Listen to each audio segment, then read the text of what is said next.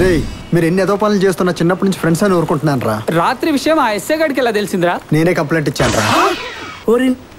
Complaint ఇచ్చింది నువ్వా? కొంచెం లేట్ అవుతుంది అక్కడ మా మొహం మీద యాసిడ్ పోసేవాడు. రే రాత్రి మీరు మధ్యలో ఒక అమ్మాయి మీద యాసిడ్ పోయాలనుకున్నారా లేదా?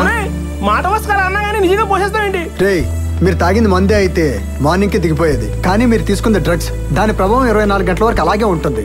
ఆ మత్తులో మీరు ఏ అమ్మాయి మీద యాసిడ్ పోస్తే ఆ అమ్మాయి పరిస్థితి ఏంట్రా? అందుకే కంప్లైంట్ ఇచ్చాను. అబ్బో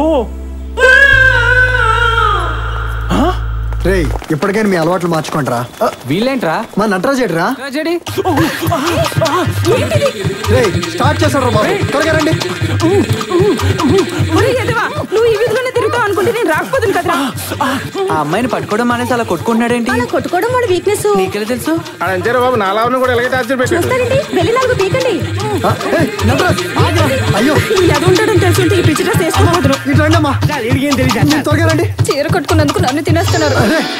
ఏంటండి ఏ వీధిలో చూసినా వీడితే గోలా, ఏ అమ్మాయిల్ని వీధిలో తిరగనివ్వడా? రాంబాబు గారు మీకు దండం పెడతాను సార్, మా వాడికి వీక్నెస్ ఉందని. నీ ముఖం చూసి వదులుతున్నా. మంచి వాడివి, ప్రెస్ వాడివి కాబట్టి. సరే సార్, తీసుకెళ్ళిపోండి. Thank you sir.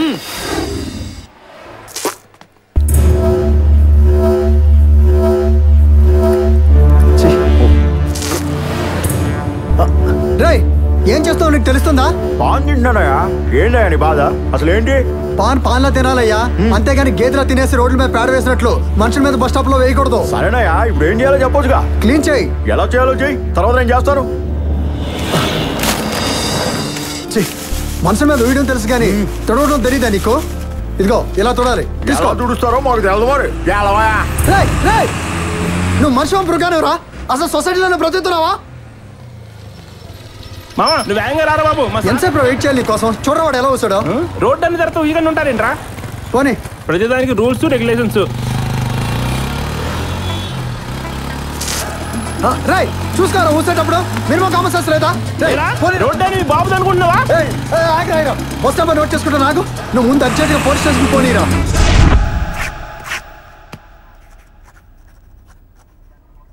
ఏమయ్యా ఏం రాస్తున్నావు?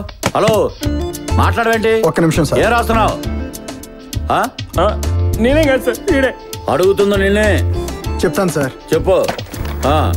ప్రభుత్వానికి పోలీసులకి నా మనవి. నెంబర్ 1, బస్ స్టాప్ లో అమ్మాయిలు అబ్బాయిలు ఏడిపించకుండా ఓ కానిస్టేబుల్ ని పెట్టాలి.